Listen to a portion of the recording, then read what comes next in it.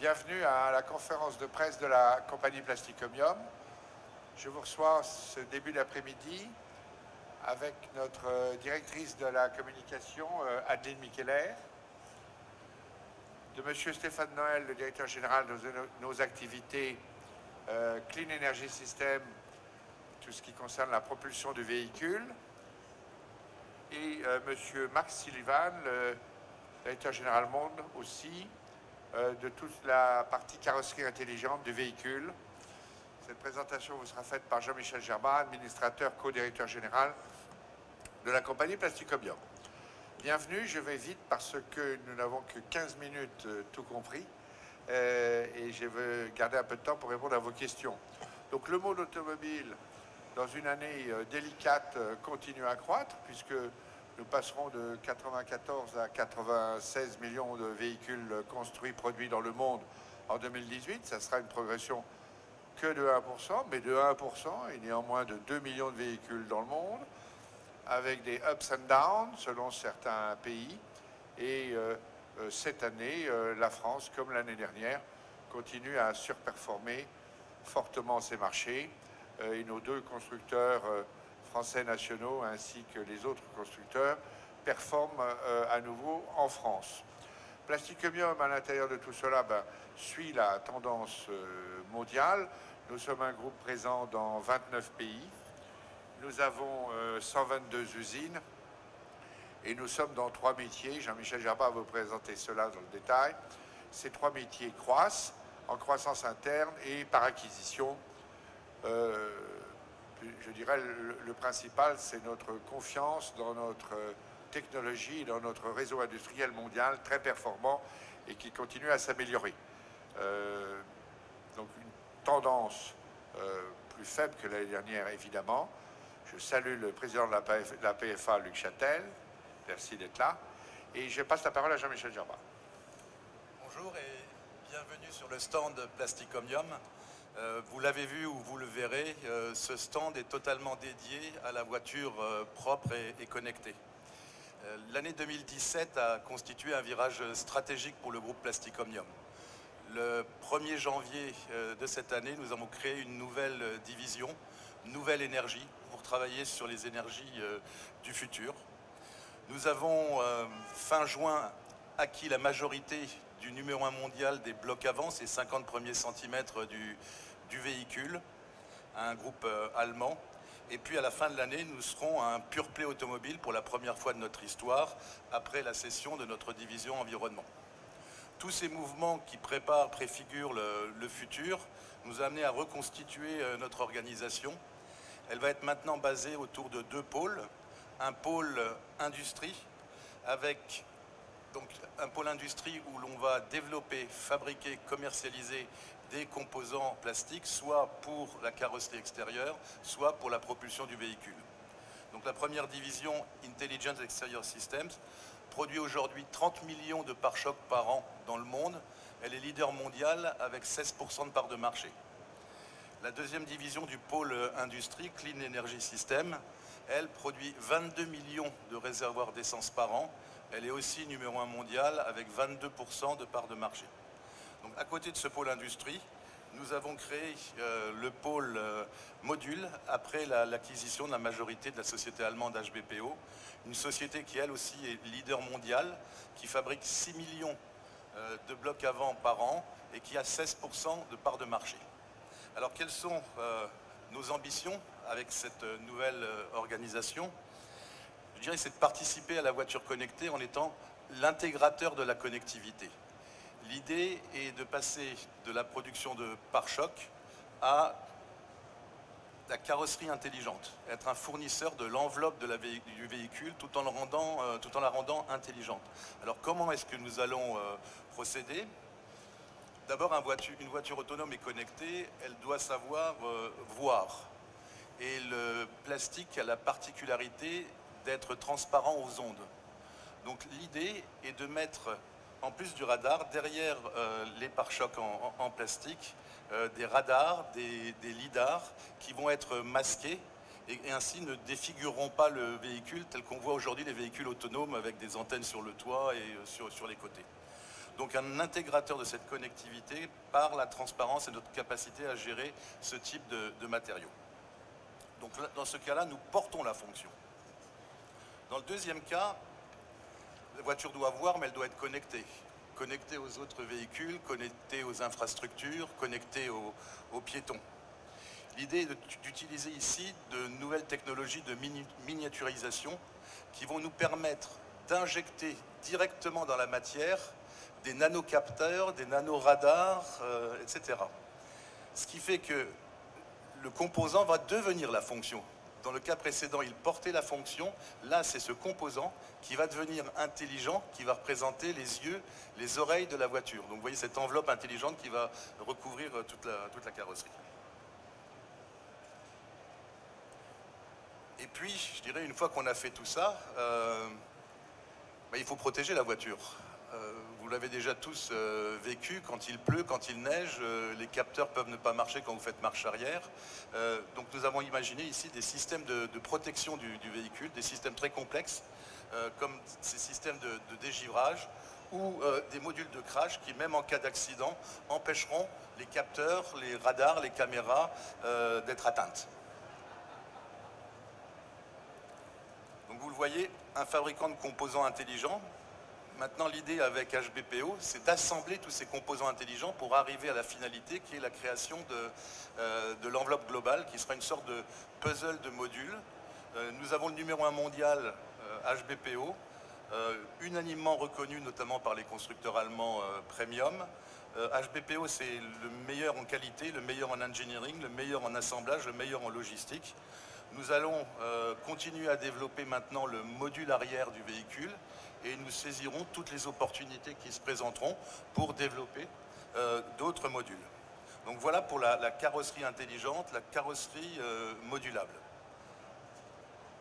Mais la voiture de demain, elle doit être aussi propre. Et on va voir passer dans les années qui viennent, dans les dizaines d'années, on va voir passer le passage de l'essence à l'hybride au pur électrique. Alors comment Plastic Omnium se positionne à l'intérieur de ce trend? Alors comme vous le voyez ici, aujourd'hui encore 72% des véhicules ont un moteur à combustion. Il y aura 20% de véhicules hybrides en 2020. Aujourd'hui, c'est un peu plus de 10%, mais la tendance est là. Ce que l'on voit à un horizon 2030, ça va d'abord être l'émergence des véhicules hybrides. Les années 2020-2030 vont être l'émergence des véhicules hybrides qui devraient représenter plus de 50 millions de véhicules en 2030. Ce seront aussi les années de l'électrification par batterie ou par pile à hydrogène. Et donc on voit que le moteur à combustion unique pur ne représentera que moins de 30% de la production automobile mondiale en 2030. Adeline, vous pouvez peut-être dire comment nous allons évoluer en voiture hybride dans les années qui viennent? Effectivement, vous verrez, ou si vous ne l'avez pas encore vu sur notre stand, notre offre en matière d'hybridation, des réservoirs qui sont capables de supporter une forte pression, pour lesquels nous avons connu de gros succès récemment. Je vous rappelle que cette division qui a aujourd'hui 22% de part de marché sur des systèmes à carburant traditionnel, elle aura en 2022 40% du marché de l'hybride. Donc le marché de l'hybride est en croissance et sur ce marché, Plastic Omnium se développe encore plus rapidement que sur des réservoirs traditionnels. Spécialement en Chine d'ailleurs en ce moment. Spécialement en Chine, oui, puisque aussi la Chine représentera la moitié, dans les prévisions que vient de vous expliquer Jean-Michel, la Chine représentera la moitié de l'hybridation du marché. D'efforts aussi commerciaux, puisque depuis le début de l'année, nous avons gagné tous les appels d'offres de réservoirs pour véhicules hybrides en Chine. Et puis il y a une projection 2050. Vous voyez que l'électrification va d'abord passer par les véhicules hybrides, mais en 2050, il ne devrait plus y avoir normalement de véhicules purs à moteur à combustion, et il devrait à peu près y avoir moitié de véhicules hybrides. Mais la bonne nouvelle, c'est que le véhicule hybride a toujours un réservoir à combustion, et la moitié de véhicules électriques. Alors, que fait Plastic Omnium dans cette tendance? Je vous l'ai dit, 2020-2030, le véhicule hybride. Il faut qu'on se projette au-delà. C'est pourquoi nous avons décidé de nous lancer il y a 3 ans dans la filière pile à combustible. Nous avons démarré en 2016 une joint venture en Israël avec un partenaire israélien qui travaille sur la pile à combustible. L'objectif aujourd'hui est d'arriver à industrialiser, commercialiser une pile à combustible qui aurait une autonomie de 800 km, un temps de recharge de 3 minutes, mais surtout par un travail sur les métaux précieux avec un prix divisé par 3 ou 4 par rapport à aujourd'hui. Concrètement, 5 000 $ la pile à combustible, c'est-à-dire le prix d'un moteur à combustion, comparé à 20 000 $ aujourd'hui. Donc un prix divisé par 4. Et puis on a décidé aussi de s'installer dans toute la chaîne de l'hydrogène de la voiture, en rachetant en décembre 2017 la société belge Optimum CPV, qui va nous aider à accélérer le développement de la production des réservoirs à hydrogène. Haute pression. Haute pression. Mais tout cela, je dirais, ça a l'air facile, mais il va falloir gérer beaucoup de fluides, il va falloir gérer les températures. Donc nous avons décidé de racheter en fin 2017 un carve-out du groupe Swatch qui s'appelle Suisse Hydrogène à Fribourg. Et cette société est spécialisée dans la gestion thermique des fluides, notamment pour la pile à combustible. Donc au total, vous voyez un challenge énorme, une volonté de Plastic Omnium de s'inscrire au plus haut dans l'innovation, mais nous sommes un groupe familial indépendant et nous savons que si nous voulons rester indépendants et si nous voulons avoir une stratégie, il va falloir encore être plus performant pour être indépendant et plus performant pour la satisfaction du client.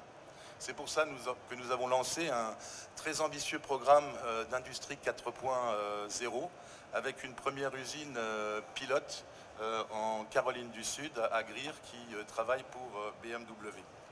Alors, le 4.0, tout le monde en parle. Ce qu'on veut vous dire, c'est que nous sommes dans le parti application pratique. C'est-à-dire qu'il faut qu'il y ait un avantage pour le client. C'est-à-dire qu'il va falloir faire mieux et moins cher et rendre une partie de la productivité au client, au marché. Il va falloir pouvoir embaucher plus. Il va falloir financer plus de R&D. Et il va falloir avoir une participation et des résultats pour les actionnaires supérieurs. Donc le 4.0 n'est pas une vue de l'esprit, c'est une composante du compte d'exploitation pour améliorer la customer satisfaction. Composante du compte d'exploitation et aussi du bilan, puisqu'à la fin, il va falloir aussi réduire les stocks, les capitaux employés. Et comme vous le voyez sur ce tableau, nous avons mis des indicateurs à toutes les lignes. On veut baisser les coûts de maintenance, on veut baisser les temps d'arrêt, on veut être bon du premier coup, on veut baisser les stocks. Tout ça pour la performance et l'indépendance. Donc en synthèse, un groupe indépendant qui va bien, dans un marché qui, malgré les nuages que l'on voit, continue à progresser et progressera sur l'ensemble de l'année. Je dirais ce qui fera la grande force de Plastic Omnium dans le futur, ça va être sa croissance, ses gains de part de marché, ses nouveaux produits, sa performance, et tout ça passera par l'innovation. Merci. 3h moins 2, vous avez des contraintes. 2 minutes de questions, allez-y. Ceux qui shootent les premiers seront servis. Monsieur. Bonjour, Julien Marion de la GFI Dow Jones. Je me permettais juste de vous demander si vous avez déjà une idée de ce que vous allez faire de la manne que vous tirez de la session de votre pôle environnement pour l'avenir.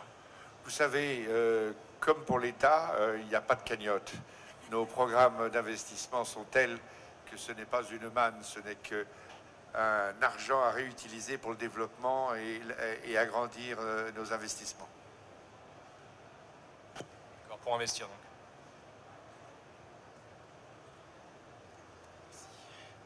Tanguy Kemener, l'agence France Presse. En parlant de nuages, on a entendu beaucoup de constructeurs parler du Brexit et d'un Brexit dur qui pourrait être à 6 mois maintenant d'aujourd'hui. Est-ce que c'est une inquiétude pour l'entreprise Plastic Omnium et quelles conséquences, selon vous, d'un Brexit dur pour l'industrie automobile dans son ensemble? Nous servons les groupes qui sont installés en Angleterre, nous les servons aux États-Unis Nous les servons au Brésil, nous les servons en Slovaquie, nous les servons en Chine. Leurs fabrications resteront identiques en Angleterre, nous continuerons. Leurs fabrications baisseront en Angleterre, nous baisserons et nous ferons la différence dans les usines que nous avons dans le reste du monde. Donc, je ne connais pas l'issue du match, mais nous avons la volonté et les capacités humaines et industrielles pour servir où nos clients veulent. Last one? No more? Merci beaucoup de votre visite. Merci, au revoir et bon salon.